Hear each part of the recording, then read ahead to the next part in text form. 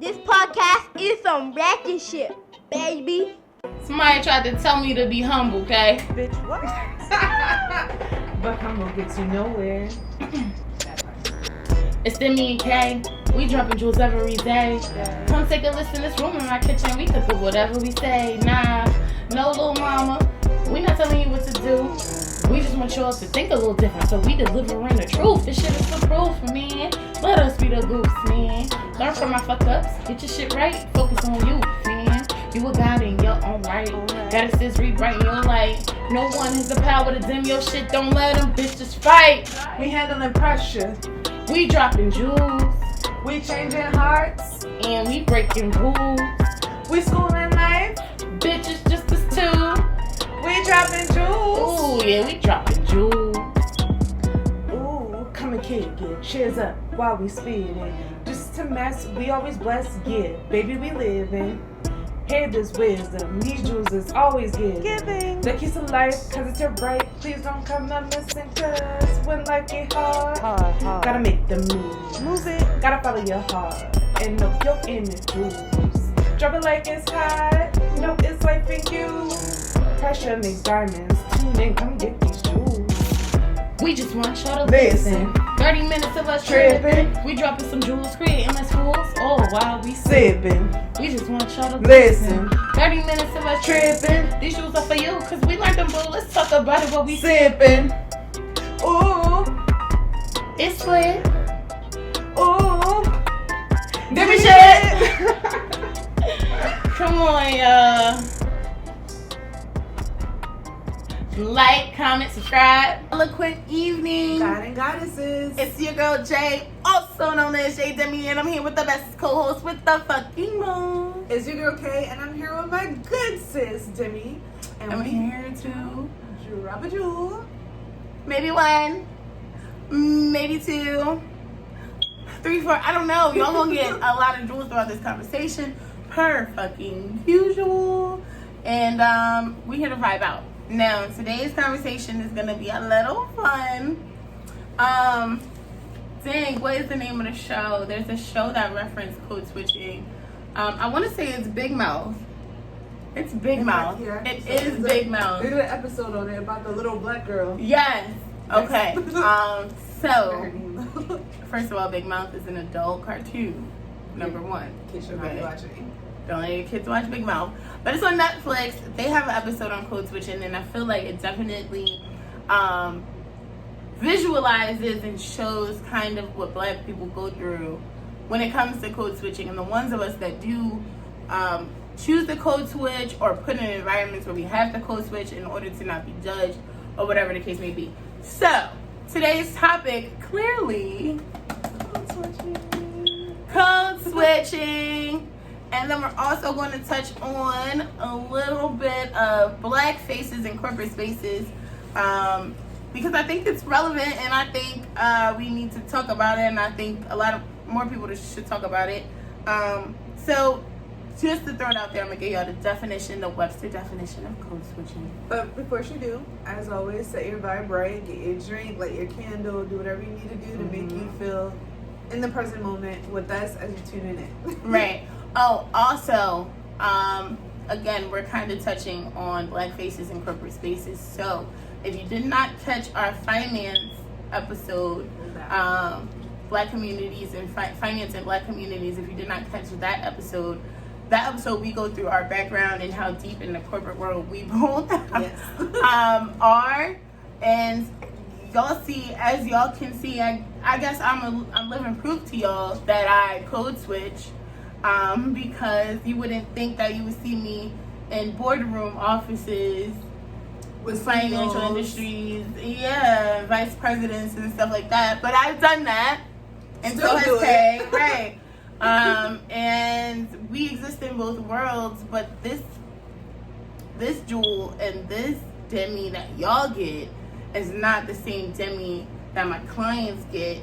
In the world of my corporate 9-to-5 job, and it's definitely a different jewel or Demi that my clients get who hair I have braided in the past or whatever the case may have been. So we've seen it that's how me and Kayla met in the Yes. corporate world. So We met in the corporate world. if you don't know our background, you want to know our background, we're both college educated. Please go back to our Finance in the Black Community episode. that Season 1. season and 1. It's listed in the. We broke the seasons up in Okay. video clusters, so it's listed in the first cluster. I believe it's episode 6. But it don't No, matter. okay. Watch the whole season, like, Yeah, go back. because you don't need to miss nothing. Because everything links to something else. All right. So code switching, and Webster's dictionary. It's the practice of alternating between two or more languages or varieties of a language or grammatical systems in a conversation. That's very broad. Yes. Very broad. And so I feel like that could be like, let's say you're bilingual and you speak both Spanish and English. That's Or so cool. let's say you're you're African, but maybe you speak a form of Creole or French, but you speak it differently than people from France. You know what I mean? So I feel like that's definitely one way, which is a way I honestly didn't think about it until I read that definition, to be quite honest, because to me, it's just being able to take off one hat and put on another, to me. And I guess that it does say or grammatical system, because I had to kind of look far to find that Definition. part is there, you Yeah. know, because at first it was just languages and varieties of conversation. So with that being stated, I'm like, that definitely kind of mentions it without mentioning, like you said, it's very broad. I feel like, to me, code switching is when you can take off one hat and put on another. When you can, and maybe one morning you're Zen mom, and the next morning your job is you're a telemarketer and you're getting cursed at and you're snapping on people all day trying to get them to pay their bills. I don't know. I feel like it's just being able to adapt, I guess. That's how I would say, being able to adapt. But in your mind, when you hear code switching, because I think it's very different for everyone, and that's why I wanted to talk about it. Okay. Because some people say that people that do that is fake, but we'll get there too. Yeah, definitely. So for me, I think that I look at code switching as reading the room. Like, if you know that you're in a space where I can't go to my boss and be like, yeah, girl, because let me put you on T, you're code switching because you understand that particular part of my personality doesn't match the Our space environment. that I'm currently in. Like, I have to adjust to whatever the culture is. Now, I'm not saying that that's not a part of your personality, because clearly you're pro at it. Like, you can differentiate between different environments and different rooms. But with code switching, it gives you the power to be able to compartmentalize your personality down in different areas. And I think that for me is like more powerful than anything else, because like I can be in a room with being the only black person, still feeling black, but also being able to correlate with other people based on my personality, and not it just being the fact that it's my race. So that definitely ties into black faces in corporate spaces, because when y'all tap into finance in the black community, you'll see that me and Kayla started that job that we met at together, and it was like 80 people all together, but only like 8 of us were of color. And I was just having a conversation with someone this weekend, because y'all know I like to get lit, so I was getting lit this weekend with my family. And my cousin, he has gone to predominantly white schools. His girlfriend's Caucasian, and so he's in an interracial relationship. And I recently had a conversation with my son where he expressed to me that he's only, that's been a thing. I haven't do that, and I'm totally fine with it, because I love all love. Like, you should be with whoever makes you happy. It doesn't matter their skin color. What you're into is what you're into. Right. But I feel like people shouldn't be ridiculed for what they're into either, but that's a whole nother conversation. But he expressed to me that it's only about 3 black kids in his class. And he was like, it's only like 3 of us in my class. And I'm like, well, how many people are in your class total? And he was like, I don't know, like 15. And, I just explained to him that I fought really hard to get you out of the school system that I grew up in, Although a lot of stars come out of Willingboro, okay, so don't ever get it fucked up. But everybody that's been in Willingboro and that has attended Willingboro know that it's very easy to get lost in the education system. And Willingboro will give you a 4.0 when you don't deserve it and graduate you the fuck out, and you will graduate like a fucking bump in the road that don't know shit. And they won't care. They just want to get you out the door, like, oh, you've been bad this whole time, we need to get you the fuck out, we don't need to keep you back, don't nobody need to stare at you a year longer. And I just think people miss out on so much because of that. Especially, you know, as we're talking about it here, basically, grammatical systems. I can speak very proper in my settings where I can sit here and have a conversation with you that's very intellectual and definitely gets you from point A to point B, where you can understand that I do have a degree in economics, and I'm a financial bachelor's degree holder, and I definitely have been in a lot of spaces that could get you a lot of money. I can tell you what to do with your money. I can tell you how to, you know, I had that conversation, but then I can also sit back and be like, bitch, you got me fucked up. Oh my mama, bitch. Nah, not me. So being able to decide when I need to be a Jewel or motherfucking Jay, yeah, or motherfucking Demi, bitch, those are different people. Those are those different hats. I grew up, okay, I was raised in South Jersey, okay, I was born in Elizabeth, but from age 1 on up, my grandmother did not, same thing I kind of did with my kids. My grandmother didn't want me to grow up in Elizabeth. She didn't want me to have the same hardships that her other children had. So her thing was, once she got custody of me, I'm getting my baby up out of Elizabeth. Mm-hmm. I need to get her out the hood. I need to get her into a suburban area. At that time, Willingboro was predominantly white. Well, now it ain't, okay? But being in South Jersey, you talk different, you know? Like I just showed y'all, you have more conversations where you're pronouncing every single syllable of the word. And you know, you're not saying water, you're saying water. You're not saying you are triggering me, you're saying you are triggering me. You know, you just pronounce all those INGs that exist. That's so weird. Right, because right. I only say that because, like, I grew up in Mount Airy in Philly, so, like, it's multicultural. Like, there's black people, there's white people, there's Hispanic people. So my entire life, I've been around all different type of people. And it wasn't until my mom was like, nah, I have to have my daughters and my son be able to experience different sections of Philadelphia that are predominantly white or predominantly Hispanic, so that they're able to know, like, okay, culturally, this is a warning sign. If I'm in this environment and this goes off, I need to know what I need to do. Mm-hmm. It's a survival type of thing. So my entire life, I went to school with black kids, white kids, Hispanic kids, Asian kids. Like, I've never known what it's like to be in a room full of just straight black people. Like, I've never got to experience Willingboro was that for me. Because by the time I was school age, everybody was doing what my grandma did. Oh, we need to get our kids out of the hood. That's why Willingboro, I call it Mud City. Y'all can be mad at me, but I don't care. I do call it Mud City because, you know, the moms in Newark want to get their kids out of Newark. The moms in Elizabeth want to get their kids out of Elizabeth. The moms in New York want to get their kids out of New York. The moms in Philly want to get their kids out of Philly. The moms in Camden want to get their kids out of Camden. The moms in Trenton want to get their kids out of Trenton. The motherfuckers in Baltimore want to get their kids out of Baltimore. You know where the fuck they come? Willingboro. It's affordable.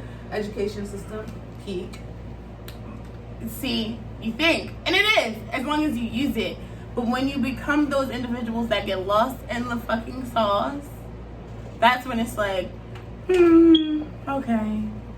Because if you allow them to give your kid an IEP, and they will if your kid is bad, that kid don't get the same education. Like, I look at so many kids that I graduate with that I know have potential because they have businesses now and they're doing very fucking well for themselves. Thank goodness that they didn't allow themselves to fully become victims, but they can't spell certain simple words. They don't know the difference between R and our. They don't know the difference between there, and there. You know what I mean? Like, and it doesn't mean anything to them. Which is not about making or breaking, but I feel like it comes down to being able to be in a room and not being judged.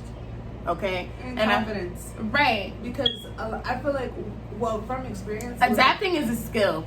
Like, and we're gonna talk Art. about it being people trying to say that it's fake. It's not. It's a Art. fucking skill, bitch. You have to learn to have that skin because I chose, like, I went to Rutgers, okay? I was a finance major. You know how many of my 400 level courses, it was only me and maybe one or two other black kids in there? And one of them was African, and you know how Africans are strict. They don't have no time with bullshit. But see, that's the thing. And normally that's how it is, right? But no. They know that we're the only black faces in the room and we gotta have each other's back. Yeah. So literally, even though the nationality may be completely different, we understand we are the brown ones here. Even my Spanish community. Right, because I be in a room and my Indian brothers and sisters too, like, we might be one of the very few faces that were not white in these classes, and they were the realest ones. Like, they, like, literally being able to walk in a room and be like, damn, you might be a little intimidated because it's so many faces that don't look like yours.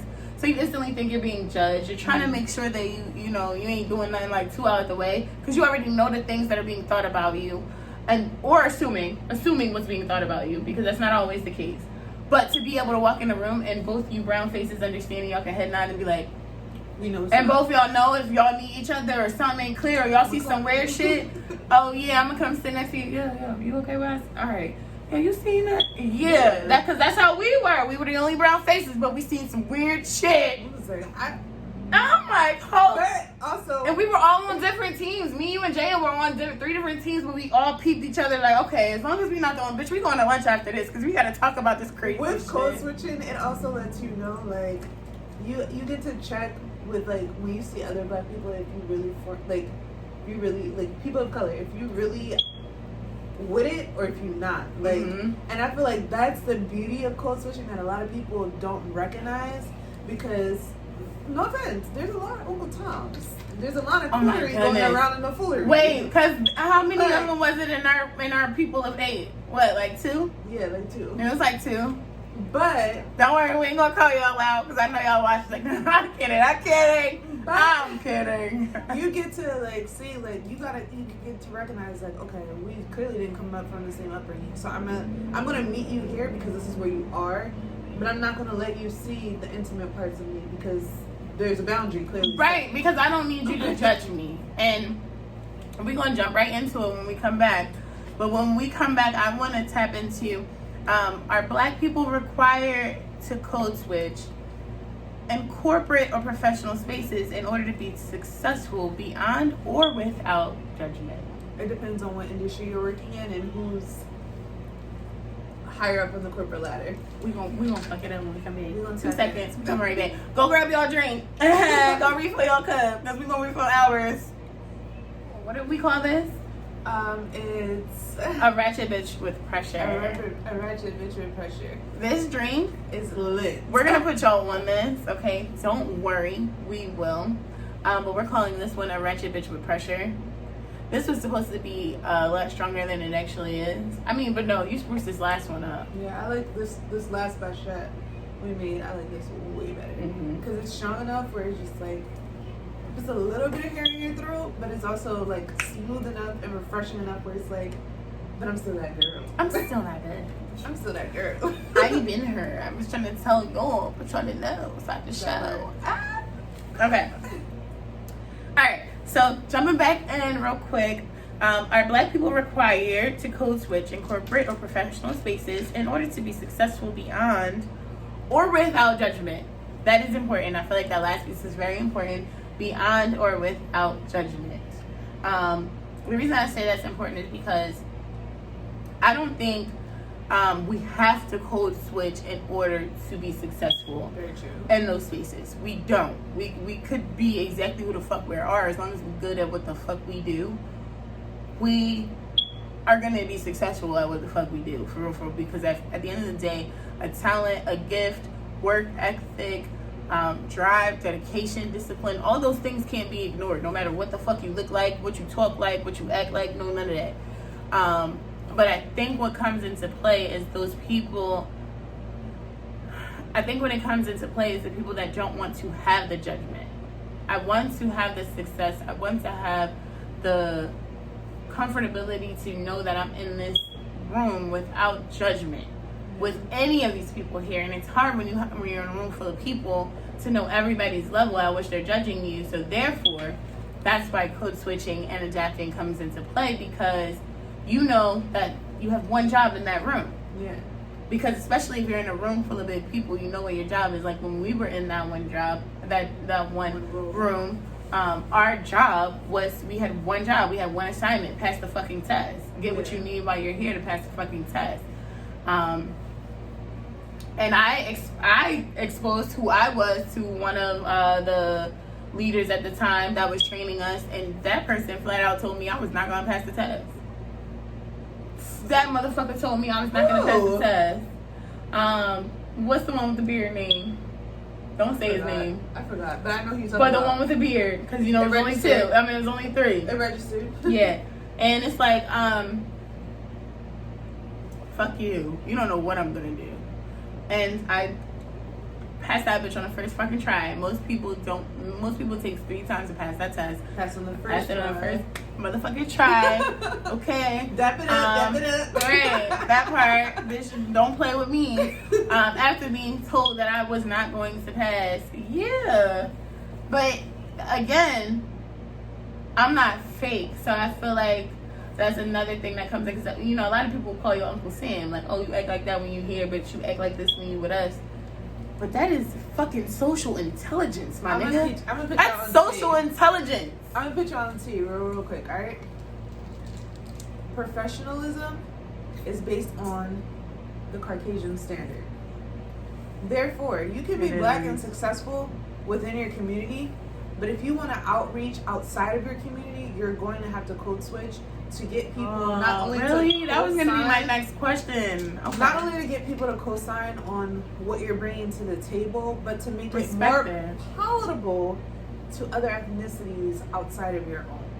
Once you realize that, you're going to realize that the bag and the weight of the mission and the purpose is bigger than what I'm used to, what the environment is around me, and the people that I'm trying to reach out to. Mm-hmm. Because granted, we're living in a time frame right now where there are white people that identify more with black culture. Mm-hmm. There are Hispanic people that identify with black culture. And it's just like, we have to... And vice versa. And I feel like we also need to start leaving that out too, because y'all see these blonde hairs? I mean, don't get me wrong. We black people are born with it. Don't get me fucked up. But when you do blonde and straight, now we're talking a whole different ethnicity there, sis. So, but basically the T is, don't fuck up your bag because you feel like if you're code switching, you're being fake. You're just filtering the experience for someone that might not understand what you're bringing to the table. Filtering the experience for someone who might not understand what you are bringing to the table. Come on, I know y'all hear that ring, because that's a ring today, okay? That's literally all code switching is. Man, and once you get that to the T, you're not going to judge yourself or other people as harshly. Now, it becomes a problem when you code switch to the point where you yourself are not confident who you are and how you self-identify. So wait, I think we're touching on my next question. Which is because I feel like I said, a lot of people say that code switching is fake, and then you're a fake person. If one day, if one day when you're around me, you speak one way, but when you're around this other person, you might speak slightly differently, mm-hmm. or maybe you walk differently, or maybe you dress differently, or whatever the case may be. So people will call that fake. So where is the line? I think from experience, it just becomes fake when you can't be authentically yourself at your core, no matter what room you are in. It becomes fake when I'm going to make this particular group of people more comfortable, and then look at like everybody else like, but you're not on that same wavelength, then I don't know what to take. That's when it becomes fake, because at the end of the day, like, let's be completely honest, the black experience has so many different facets, right? But at the end of the day, each one of our individual jobs is to open a door of opportunity for the next generation to be able to walk through with no problem. I wish people understood that, but I So, digress. when you enter into, when you are given the opportunity to enter into that space, and you compartmentalize yourself to the point where you don't identify as black, you identify as whatever your class system is, that's when it becomes fake, because at the end of the day, the mission was always bigger than us. Right. Let's be completely honest. The mission was always bigger. So for the mere fact that I am becoming elitist to the point where I was given an opportunity to open the door of opportunity for other people of color and black people to be able to walk through, but now I am being the person that's having a gate at the bridge for other people to be able to come through. That's when it becomes fake. That's when it becomes an issue, because I'm supposed to be like Harriet Tubman. I don't want to be the person that Harriet Tubman left on the plantation. I'm not a gatekeeper, bitch. I'm trying to free motherfuckers, okay? That's why we dropping jewels. We dropping jewels. Granted, like, everyone should be given the opportunity, but let's be for real. Some people have the opportunity. You have pretty privilege, or you have brain privilege, and it's just like at the end of the day, education privilege, or money privilege, status privilege. Like, I have to be self-conscious of and intentional about the rooms that I enter into, because the mission is always bigger than just me. Like, it's bigger than who I build a relationship with. What am I doing so that the next person behind me, if looking at their face they're not given an opportunity, they're still being able to walk in the room? Right. Like, I feel like for me, the line for me, when code switching becomes something else, or it becomes fake, or it becomes detrimental, I feel like that line is in your morale. Say it again. That line is in your morale. So once you start compromising your own morals to fit a certain expectation, or for a stigma, or for a certain aesthetic, or whatever it may be, you're compromising something that you believe in, something you're strong about, something that is socially doing it, okay? And let me throw one out there, because y'all I'm gonna get a little bit controversial for you motherfuckers, because I know y'all love Kanye. Okay. He code switched a little too much. First of all, it's not code switching. That's not code switching. To me, that is, not only is it fake, but you're also manipulating your position to get a certain outcome. Okay, and we really look into even that situation. You're now even in a situation where your own peers, people that are from the same roots as you, because I don't give a fuck what you say. To me, Diddy is in the same roots as him. Right. Boosie is in the same roots as him. When your own that want to support you, because I think both of them have said previously ways that they support him, and that, you know, he's just misunderstood and people don't understand. After he gave his reasoning behind it, it's like, oh nah, like you hurting people more than you're helping. And it doesn't, the benefit that you see that's there is not. To me, that shit was too far. So, the shit with the shirt for me, and I ain't gonna say what it said, the shit with the shirt for me was too far, even though I know he's trying to prove a point that Black Lives Matter is a funded, supposed to be a nonprofit organization where they feel that money is being misused or whatever the case may be, but somebody had to buy that trademark. Somebody had to be the owner. Somebody had to control the money. Somebody had to start an organization. Whatever. I can't say what. I'm not about to start trying to fight that battle, you know? Because at the end of the day, the point of it is to help us all just kind of look at Black lives a little bit different, no matter what they're doing with the money behind the scenes. I'm sorry. That's a fight. That's kind of how Black people feel about voting. Angela Davis said it best. There comes a level of activism where when you're hurting the community that you're supposed to be supporting and advocating for, it's fake, it's disgusting, it's disgraceful. It's disgusting. You become yourself the oppressor. That part. And I just feel like that's where code switching becomes fake. Because I'm sorry, like, there are anybody that's worked in any corporate space with me will tell you that I'm fearless. Will tell you that right is fucking right, and I'm standing on right. Okay, well, so, you know, as I stated, I feel like beyond anything else, once you start compromising your morals and what you believe in order to fit in a room or to not be judged in a room, I feel like at that point it becomes fake. And at that point you're selling out. You're the Uncle Toms, the woo woo woo. Okay, you're the woo woo woo, the woo woo woo woo. Okay. And make sure y'all tap back in on Monday, because we're going to talk to y'all a little bit more about our personal experiences with code switching, the passes, the fails, and I really got exposure to whether or not we do it and if we believe in it. But I mean, if you know us, you already know what we're going to say, but we're going to tap Ben every Monday. You feel me? As always, peace, love, and prosperity. I can't wait to see y'all next week. See y'all.